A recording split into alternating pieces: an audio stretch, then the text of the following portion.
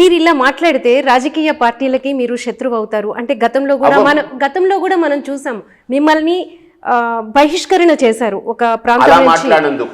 అదే ఆ రోజు మతం గురించి సబ్జెక్ట్ వేరు, బట్ మీరు ఇంత అగ్రెసివ్ గా మాట్లాడతారు కాబట్టి అందరికీ శత్రువు అవుతున్నారు. కానీ ప్రజల దృష్టిలో ఎలా ఉంటున్నారు అనేది మీ భావన? లేదు, నేను వాళ్ళకి శత్రువు అవ్వాలని నేను ఎప్పుడు అనుకోవట్లేదు. వాళ్ళు తీసుకోరు, ఎందుకంటే వాళ్ళు కూడా ఆలోచిస్తారు. అరే నిజంగా మన భార్యల్ని, మన అక్క చెల్లెల్ని, మన ఇంట్లో వాళ్ళని నిజంగా వీధిలో పెట్టుకుంటున్నామే.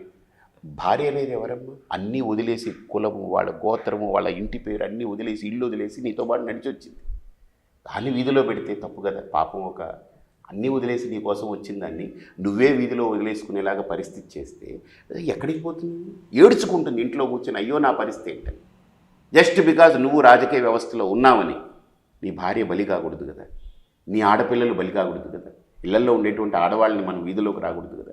నేను అనేది ఇద్దరికి నేను చెడు చెప్పట్లేదు, మంచి చెప్తున్నా. శత్రువు అవ్వాలనుకోవట్లేదు. ఇప్పుడు ఏ ముఖ్యమంత్రులు కానీ, ఏ ఎమ్మెల్యేలు కానీ, ఏ మినిస్టర్లు కానీ, ఈ పార్టీ కానీ ఆ పార్టీగా నేనేమంటున్నానంటే, నాయన మీకు దండం పెడతాను, మీ ఆడవాళ్ళని ఇందులోకి లాక్కండి. నేను మంచి చెప్తున్నాను కానీ చెడు చెప్పట్లేదు కదా. వాళ్ళు నాశనం అవ్వాలని నేను కోరుకోవట్లేదు కదా. ఓ సంస్కారవంతుణ్ణి మీరు ఎంచుకుని 175 మంది ఎమ్మెల్యేలమ్మ, ఒక్క సంస్కారవంతుణ్ణి ఎంచుకుంటే ఖచ్చితంగా అక్కడ ప్రయోజనం మొదలవుతుంది. మామూలుగా ఏదో బట్టలు వేసుకుంటే వేరే ఒక సన్యాసిని, ఒక కాషాయం ధరించిన వాడిని నేను వెళతాను, వాళ్ళ కాళ్ళు పట్టుకుంటాను, నాకేం ఇబ్బంది లేదు. నేను సన్యాసిని, మానవమానాలకి దూరంగా వెళ్ళినవాడిని. ఇప్పుడు కూడా చెప్తున్నా, ఇక్కడ గెలుపోవటం నన్ను ముట్టుకోవు. ఇక్కడ ప్రజలు అదృష్టవంతులై నా ప్రతి మాట వాళ్ళకి ఎక్కిందనంటే గెలిపించుకుంటా. మీరు ఒక స్వామి, ఒక సన్యాసి, కానీ రాష్ట్రంలో చూసుకుంటే రెండు పార్టీలని కూడా మీరు విస్తృతంగా విమర్శిస్తున్నారు, ఉధృతంగా కూడా అనుకోవచ్చు. విమర్శ అంటే అలా కాదు, అంటే ఏమీ జరగట్లేదు, అభివృద్ధి చేయలేదు. సో ఇప్పుడు మీరు అన్నీ కూడా ఒక విమర్శ కిందకే వస్తాయి. సో ఓకే, ప్రశ్న కావచ్చు, ఏదైనా కావచ్చు, విమర్శ రూపంలో ప్రజలకు వేస్తున్న ప్రశ్న కావచ్చు, రాజకీయ నాయకులకు వేస్తున్న ప్రశ్న కావచ్చు. కానీ ప్రజలకు ప్రత్యామ్నాయం ఉండాలి కదా ఎన్నుకోవాలంటే. ఈ రెండు పార్టీల్లో మీరు చూస్తే ఎవరు కొద్దిగైనా చేశారని మీకు అనిపించలేదా? నేను ఒక్క మాట చెప్తానమ్మా. ఇప్పుడు ఇద్దరికీ నేను మార్కులు వేయడానికి ఇప్పుడు దగ్గరకు వచ్చేసాను. ఓకే, నేను ఇప్పుడు ఏ పక్షమో అని తీసుకునేదానికి కరెక్ట్ కాదు. నేను ఇప్పుడు స్వతంత్ర అభ్యర్థిగా నిలబడ్డాను, బరిలో నిలబడ్డాను. ప్రజలు ఏ పార్టీకి మద్దతు పలికి నిర్ణయిస్తారో ఆ పార్టీ అధికారంలోకి వస్తే, నేను ఇక్కడ ఇండిపెండెంట్గా నేను గెలిచాను అంటే ఆ పార్టీ కాళ్ళు పట్టుకునైనా సరే. ఇంకొకటి చెప్తున్నాను, మీరు ఇలా ఆలోచిస్తున్నారు కదా, నా లోపలున్న ఒక సంకల్పం నాకు ఒక పెద్ద వ్యక్తి చెప్పాడు. ఏమో హిందూపురం అదృష్టవంతులే మిమ్మల్ని గెలిపించుకుంటే స్టేట్లో ఇద్దరికి చెరో 87 సీట్లు చాగితే మీరే నిర్ణయిస్తారు ముఖ్యమంత్రి. జరగకూడదని ఎక్కడా లేదు. ఇది గుర్తుపెట్టుకోండి, ప్రకృతి ఏదైనా చేయొచ్చు. ఆ రోజున ఒక సంస్కారానికి, ఆంధ్ర అంటే ఒక గొప్పతనానికి పీట వేస్తుంది హిందూపురం. హిందూపురం ఆ రోజు పీట వేసినట్టు అవుతుంది. ఖచ్చితంగా ఈరోజు టైట్ ఫైట్ ఉందని అంటున్నారు, టఫ్ ఫైట్ అంటున్నారు, ఇద్దరికి చాలా బిగుసుకుపోతుందని అంటున్నారు. ఇద్దరికి కంపెనీలు సర్వేలు చేసేస్తున్నాయి, వీళ్ళని చెప్తున్నాయి. ఇద్దరికి మీడియాలు, ఇద్దరు సరి సమానమైన మీడియా బలాలు. మధ్యలో మిమ్మల్ని వదిలేస్తున్నారు అందరూ. అంతే, నేను మధ్యలో ఉన్నాను, ఏమి ఇబ్బంది లేదు. నేను ఒకటే చెప్తున్నాను, హిందూపురంలో ఉన్నటువంటి ఓటర్లందరూ విజ్ఞతతో ఖచ్చితంగా ఓటేస్తే, హిందూపురంలో అగ్గిపెట్టి గెలిస్తే, గుర్తుపెట్టుకోండి, అగ్గిపుల్ల గీస్తే రాష్ట్రమంతా వెలుగురా.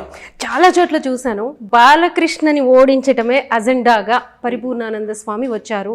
ఇప్పుడు అంటే పార్లమెంటు పోటీ చేయకుండా కేవలం హిందూపూర్ అసెంబ్లీకి పోటీ చేస్తున్నారని అంటున్నారు. మీ ఒపీనియన్ ఏంటి? యాక్చువల్గా నిజమేంటి అందులో? నేను మనస్ఫూర్తిగా సత్యం చెప్తున్నాను. ఎంపీగా నిలబడదామని వచ్చాను, కేవలం హిందూపురం అనే పేరుతోటి వచ్చాను. ఇది వెనకబాటుతనం ఉంది, మనం దీన్ని చెరపాలి, మనం గట్టిగా పనిచేయాలి, 5 ఏళ్ళని వచ్చాను. అయితే నాకు అవకాశం కల్పించలేదు.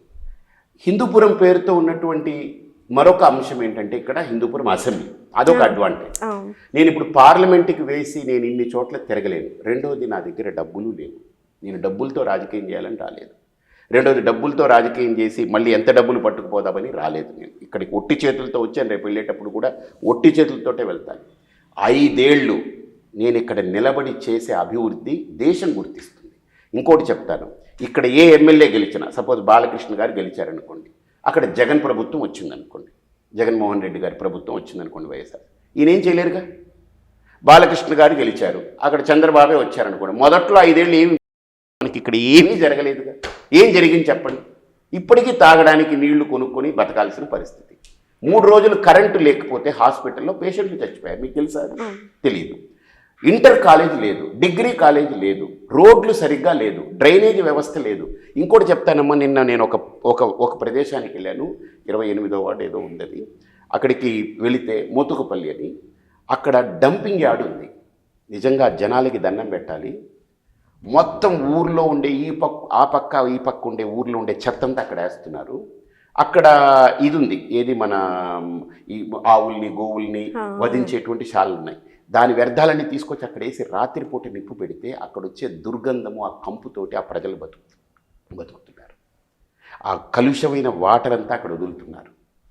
నిజంగా నేను వెళ్ళి చూసి, అమ్మ మీరు చెత్తలో బతుకుతున్నారా, మీ జీవితాలు చెత్త అయిందా అని అనిపించింది నాకు. నేను వాళ్ళకి మాట ఇచ్చా, నేను ఇక్కడ ఉంటే అది ఆల్రెడీ మార్చాలని చెప్పి ఒక ప్రతిపాదన వచ్చింది. 5 కిలోమీటర్ల దూరంలో వేరే ఫ్రీ ల్యాండ్ చూశారు. ఆ డంప్ యార్డ్ అక్కడ మార్చాలంటే ఇక్కడ ఏవో ఒత్తిళ్ళు. ఇక్కడ ఎమ్మెల్యే ఉండరు చెప్పుకునేదానికి. ఎమ్మెల్యే ఇక్కడ ఓటేస్తే ఉండరు. నేను అందుకే ఇక్కడ ఉంటానని చెప్తున్నాను. నేను ఇప్పుడు బాలకృష్ణ గారిని నేను ఎప్పుడూ విమర్శించలేదు. ఆయన నటుడు, ఆయన సినిమాలు చేయాలి, ఆయన షోలు చేయాలి. రాజకీయాలు వద్దంటారు. రాజకీయాలని కాదమ్మా, రాజకీయం చేస్తే ఫుల్ టైం ఇక్కడ కూర్చోవాలి, ఇక్కడ ఇల్లు కట్టుకోవాలి, లేదా ఒక ఇల్లు అద్దెకి తీసుకొని ఇక్కడే ఉండాలి. ఆయన సంవత్సరానికి 10 రోజులు వస్తారమ్మా. ఏం చేస్తారు ప్రజలకు చెప్పండి మీరు? ఈ ప్రజలు కూడా ఆలోచించాలి కదా.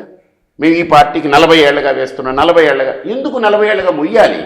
నీకు మంచి చేసే వ్యక్తి రావాలి, అది కోరుకోండి. మిగతావన్నీ పక్కన పెట్టండి, కాసేపు పక్కన పెట్టండి. ఆ మోతుకుపల్లిలో ఒక డంప్ యార్డు మార్చలేకపోయారు.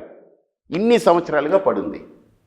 వ్యర్థాలు అందులో వేసి కాలుస్తుంటే కంపుకి జనాలందరూ రోగాలు వస్తున్నాయి. వాళ్ళు చిన్న పిల్లలు, చదువుకునే పిల్లలు నా దగ్గరికి వచ్చి స్వామీజీ ఇలా జరుగుతుందని చెప్తుంటే నాకు బాధ కలుగుతూ ఉంది. తాగడానికి నీళ్ళు ఇవ్వంటే, ఇప్పుడు బాలకృష్ణ గారు సినిమా చేసి సక్సెస్ అయ్యి 100 days ఆడింది అనుకోండి, ఇక్కడ తాగే వాళ్ళకి నీళ్లు లేకపోతే ఆ 100 days సక్సెస్ ఇక్కడ వాళ్ళకి నీళ్ళు ఇస్తుందా? లేదే. నువ్వు 100 రోజులు ఇక్కడ కూర్చుంటే, కనీసం ఏడాదికి ఒక 100 రోజులు నన్ను ఉంటే అది 100 days. Please subscribe .news.